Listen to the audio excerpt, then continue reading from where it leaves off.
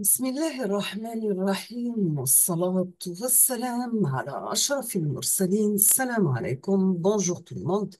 Aujourd'hui, on va voir ensemble des exercices concernant la partie analyse de Fourier pour module théorie de signal pour licence 2.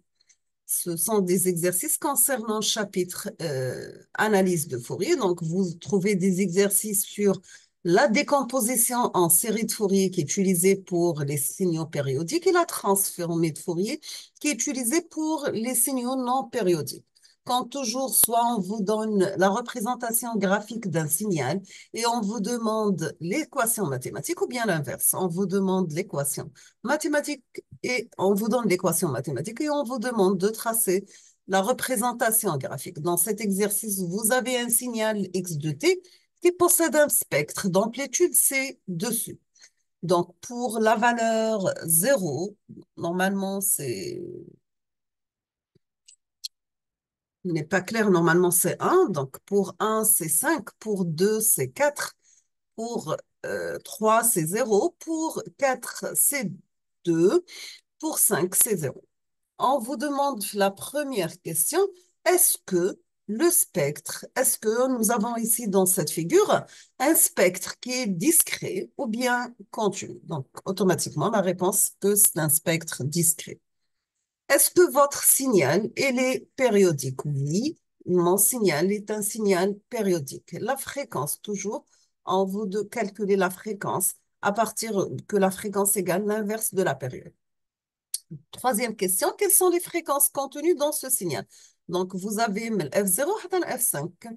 Quatrième question, combien le signal comporte-t-il d'harmoniques? Donc, notre signal comporte 4 ou bien 5 harmoniques.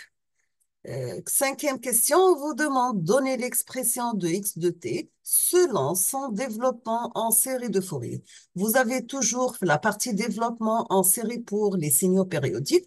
On va mettre notre signal x de t, mais la forme à 0 sur 2, plus une somme commençant de 1 à l'infini des coefficients an multipliés par cosinus n oméga t, plus la somme dBn par sinus n oméga t. Donc, vous trouvez les AN et les BN, bien sûr. On passe deuxième exercice, toujours pour la décomposition en série de Fourier. Cette fois-ci, on vous donne la formule mathématique. C'est pas comme dans le premier exercice, nous avons la représentation graphique. Donc ici, nous avons l'expression mathématique d'un signal x de t, mais la forme 5 sur 2 plus la somme commençant de 1 à l'infini de 5 sur Pn cosinus 20 Pnt plus 3 Np sur 2. La première question, on vous demande quelle est la fréquence F0 de ce signal. Donc, toujours, nous avons cosinus n oméga t. N oméga t. N oméga t, donc nous avons oméga égale à 20 pi, sachant que oméga est égal 2 pi f. Donc, essayez de trouver F0 à partir de cette formule. On vous demande après de déterminer les coefficients de Fourier. La valeur moyenne, toujours la valeur moyenne d'un signal, c'est à 0. Ici, nous avons la décomposition complexe, c'est-à-dire notre signal x de t, mais la forme c'est 0 plus la somme des Cn par cosinus n oméga t plus phi n. D'accord? Ici, on vous demande AN et BN, sachant toujours qu'il y a une relation entre les coefficients AN et BN et CN. Toujours, on va vérifier est-ce que notre signal, c'est un signal pair. Si nous avons un signal pair, automatiquement, les AN, les BN sont nuls. Pour un signal impair, les BN sont nuls. On passe troisième question. On vous demande de déterminer l'amplitude et la phase du fondamental. Donc, si on vous demande la fondamentale, donc automatiquement, vous remplacez n par 1. Quatrième question, on vous demande de donner l'expression de l'harmonique 3, c'est-à-dire vous remplacez n par 3. On passe l'exercice numéro 3. Donc, dans cet exercice, on va considérer un signal carré x de t de fréquence F0 égale à 100 Hz. Donc, vous pouvez automatiquement trouver la période, parce que la période, c'est l'inverse de la période, de la fréquence, pardon. Donc, T0 égale à 1 sur F0. Donc, 1 sur 10 puissance 2, ça sera 10 puissance moins 2. L'amplitude maximale est égale à 10 volts, minimale égale à moins 10 volts, respectivement sur chacune des demi-périodes. On vous demande de calculer sa valeur moyenne.